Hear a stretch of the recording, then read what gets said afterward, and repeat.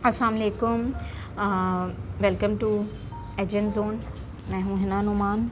अच्छा जी, इसके अंदर आज हम जमात हश्तुम यानी कि 8 क्लास का एक और उर्दू का टॉपिक करेंगे, पाकिस्तान की तहज़ीब और सकाफ़त। तो सबसे पहले तहज़ीब को समझते हैं और सकाफ़त को, उसके बाद मैं आपको अल्फाज मायने के बाद ये चैप्टर पैराग्राफ वाइज समझाती हूँ। तो तहज़ीब जो होती है वो महज़्ज़ब से निकला है, और सकाफ़त जो है वो उसको हम एक साथ इस्तेमाल ज़रूर करते हैं तहज़ीब के, लेकिन ये थोड़ा सा डिफ्रेंशिएट करने वाली चीज़ है। इसमें एक बाल बराबर फ़र्क है। सकाफ़त किसी इलाके में राइज रस्म व रिवाज को कहते हैं, जो वो अपने शादी ब्याह के मौके पे, पैदाइश और मौत के मौके पे, रहन सहन, खाना पकाना, इन सब चीज़ों को हम सकाफ़त कहते हैं। लेकिन अगर उन्हीं चीज़ों को हम थोड़ा सा मॉडरेट वे में ले जाएं, यानी कि हम थोड़ा उनको इस तरीके से लेके चलें कि जैसे बहुत पढ़े लिखे और महज़्ज़ब और सुलझाव वाले तरीके से अगर हम उन चीज़ों को लेते हैं तो वो बन जाती है तहज़ीब। अब हम अल्फाज मायने कर लेते हैं। जैसे वज़ा हो जाना, इसके मायने बन जाना के है। बेआब हो गया, खुश्क और बेघास इलाका। पासी, बाशिंदे या बसने वाले। मज़ाफ़ाती, देहाती इलाके या गाँव या शहरों में वो इलाके जो अभी अंडर डेवलपमेंट हैं, उनको भी मज़ाफ़ाती इलाके कहते हैं।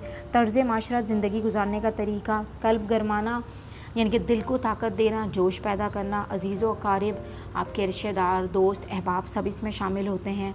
फ़रामोश करना, किसी चीज़ को भुला देना। यलगार, किसी चीज़ पे हमला करना या हमला आवर होना। अब इसी तरीके से तहज़ीब और सकाफ़त की जो चीज़ें हम पढ़ते हैं उसके अंदर बहुत सी ऐसी चीज़ें हमारे पास हैं जिन्हें हम तहज़ीब और उसके हिस्से में लेके जाते हैं।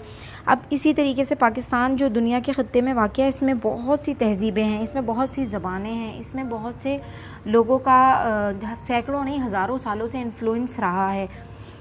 जैसे पाकिस्तान की मुख्तलिफ़ तहज़ीब और सकाफ़तों के मिलाप का जो नाम है वो एक पाकिस्तान के अंदर हमको जगह जगह मौजूद मिलता है। इसमें बहुत सी पुरानी तहज़ीबें हैं, वादी सिंध है, मेहरगढ़, गंधारा, और इसी तरीके से हमारे अलावा हमारे ऊपर हिंदुओं का, अरबों, अफ़गानों, मंगोलों, मुग़लों, तुर्कों, ईरानियों और अंग्रेज़ों की तहज़ीब के असरात भी नज़र आते हैं।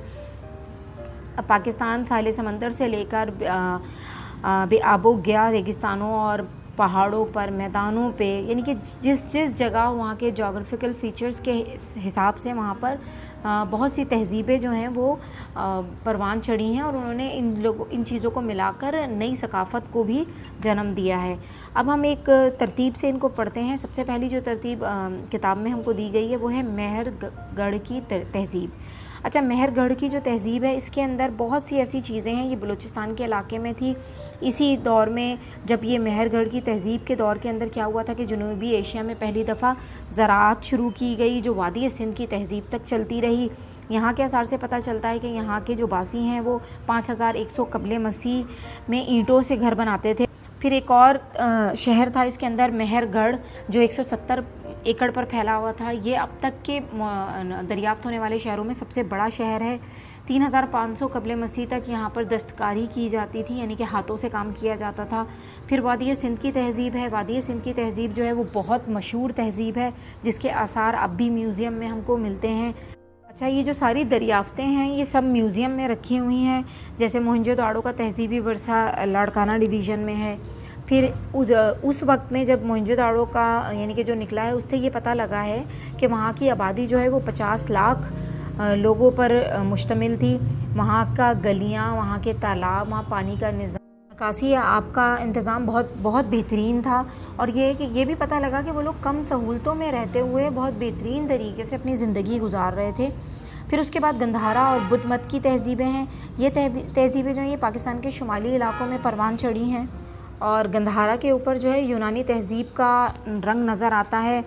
गंधारा तहज़ीब का जो मरकज़ है वो टेक्सिला का मज़ाफ़ाती इलाका था। उस मकाम पर पाकिस्तान ने अब म्यूज़ियम तामीर कर दिया, इनके अजाइब घर। अब जो पाकिस्तान, मौजूदा पाकिस्तान है, इसकी सकाफ़त इन सारी तहज़ीबों से मिलके बनी हुई है। हमारे पास हमारे जो ज़बान है वो उर्दू बोली जाती है, और ज़ाहिर सी बात है उर्दू बहुत सी ज़बानों से मिलके बनी है, इसीलिए इसको लश्करी ज़बान कहते हैं। जैसे पंजाबी, सिंधी, पश्तो, बलोची, सराइकी, हिंद को, गुजराती, बरोही और बराहवी, इस सारी ज़बानों से मिलकर हम उर्दू की ज़बान जो है वो बनी है। फिर उसके बाद पाकिस्तान का कौमी लिबास जो है वो शलवार कमीज़ है। मोस्ट ऑफ़ द पीपल जो है नॉर्मली शलवार कमीज़ पहनते हैं, लेकिन हर सूबे में उनका अलग पहनावा है जो उनका सकाफ़ती लिबास कहलाता है। फिर फिर बुज़ुर्गाने दीन के उर्स होते हैं, वो हर सूबे में बिल्कुल डिफरेंट तरीके से होते हैं। अच्छा, फिर इसके बाद ये भी है कि खेलों के बारे में बात करें कि हॉकी हमारा कौमी खेल है, लेकिन सबसे ज़्यादा अगर जो खेला जाता है वो क्रिकेट खेला जाता है और देखा भी जाता है। फिर जैसे हमारे बचपन में कुछ खेल होते थे, जैसे गिल्ली डंडा है, लट्टू है, फिर इसी तरह कुछ इलाकों में कुश्ती, मलाखड़ा, कबड्डी ये भी खेले जाते हैं। तैराकी भी कुछ जहाँ पे हमें समंदर और दरिया मिलते हैं वहाँ पर तैराकी का भी बहुत मुकाबले होते हैं। अच्छा, फिर पैदाइश और अमवात के लिए भी हमारे पास कुछ डिफरेंट किस्म की रस्म व रिवाज हैं। अकीका हमारी इस्लामी रस्म है, वो हम करते हैं, लेकिन उसको करने के तरीके हमारे ख़ानदान से ख़ानदान में वो बदलते जा रहे हैं। अब इसी तरीके से कोई अगर किसी का इंतकाल हो जाता है तो ताज़ियत और कंडोलेंस के लिए हमारा जाना एक इस्लामी पॉइंट ऑफ व्यू से भी और हमारी तहज़ीब का भी हिस्सा है। अच्छा, पाकिस्तान में इस्लामी सकाफ़त का रंग तो ज़रूर गहरा है, लेकिन हम अपने पड़ोसी मुल्क की सकाफ़त में बहुत ज़्यादा रंगे हुए हैं।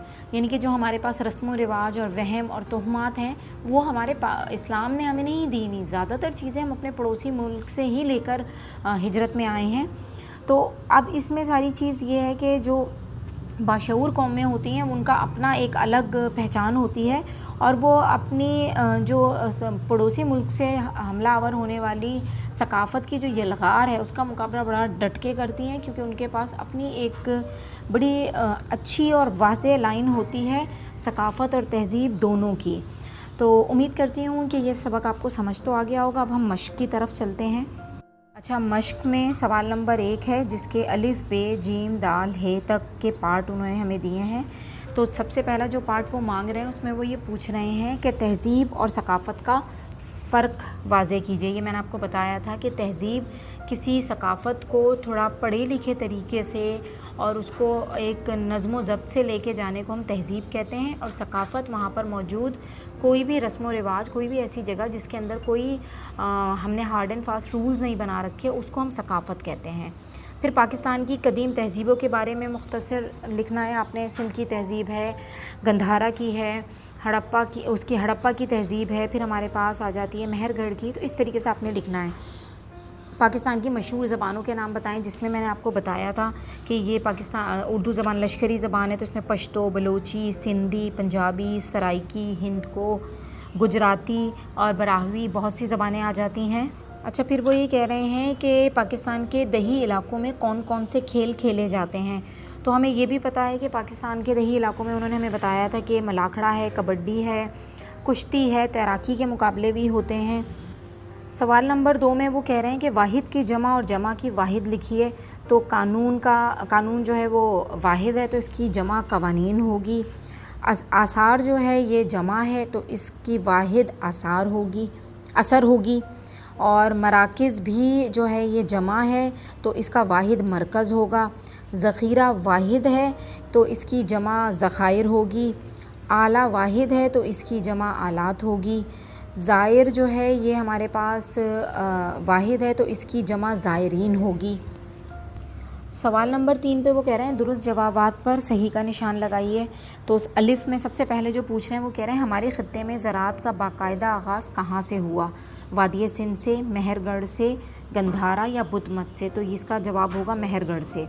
मोहनजोदाड़ो की तहज़ीब पाकिस्तान के किस सूबे से ताल्लुक़ रखती है। तो ये सबको पता है कि लाड़काना से है, तो सूबा सिंध से ताल्लुक़ रखती है। गंधारा तहज़ीब का मरकज़ पाकिस्तान का कौन सा इलाका है। मकली है, हड़प्पा है, टेक्सिला है या मोहनजोदाड़ो है। तो गंधारा जो है वो टेक्सिला में हमारे मज़ाफ़ाती इलाके की तरफ वाक़या है। अच्छा, पाकिस्तान की कौमी ज़बान उर्दू है। पाकिस्तान में सबसे ज़्यादा खेले जाने और देखे जाने वाला खेल बताएं। तो इस बात में ज़रूर ध्यान रखिएगा कि क्रिकेट सबसे ज़्यादा खेला जाने वाला और देखा जाने वाला खेल है, लेकिन हॉकी हमारा कौमी खेल है। तो यहाँ पे वो पूछ रहे हैं सबसे ज़्यादा खेला और देखा जाने वाला, तो हम कहेंगे क्रिकेट। सवाल नंबर 4 में वो कह रहे हैं कि दर्ज झेल अल्फाज और मुहावरों को अपने जुमलों में इस्तेमाल करें। रंग गहरा होना, तो हम ये कह सकते हैं कि पाकिस्तान की सकाफ़त पर हिंदुस्तान की तहज़ीब का रंग बहुत गहरा है। फिर अकीका हमारा इस्लामी रस्म व रिवाज में, ये हमारे बल्कि फ़राइज़ में शामिल है। फिर जन्म लेना, तो जन्म लेने का हम कहते हैं कि बहुत सी तहज़ीबों ने पाकिस्तान के बालाई इलाकों में जन्म लिया। नाप तोल की कमी हमारे मज़हब में एक बुरी बात समझी जाती है। जोड़े रखना, यानी कि आपस में मिल के रहना। तो पाकिस्तान ने सारे सूबों को उर्दू ज़बान की मदद से जोड़े रखा है। कल्ब को गरमाना यानी कि ऐसे नग़मे, ऐसी कवालियाँ या ऐसी चीज़ें जो उर्स के मौके पे लोगों को सुनाई जाती हैं जिससे उनके अंदर जोशो खरोश पैदा होता है, तो हम कहते हैं कि कल्ब को गरमाया। साहिल समंदर के पास लोग तफरीह के लिए जाते हैं। सिंध के साहिल के पास बहुत सी तहज़ीबों के आसार मिलते हैं। फिर सरगर्मी है आपके पास, आपने सरगर्मी को करना है, हर सूबे की तहज़ीब पर तकरीर तैयार करें। बस इसी तरीके से कुछ चीज़ें हैं। उम्मीद करती हूँ ये सब चैप्टर आपको अच्छी तरीके से समझ में आ गया होगा। फिर भी अगर कोई सवाल हो तो आप लोग पूछ सकते हैं। नेक्स्ट चैप्टर के साथ फिर मिलते हैं इंशाअल्लाह ताला। अल्लाह हाफ़िज़।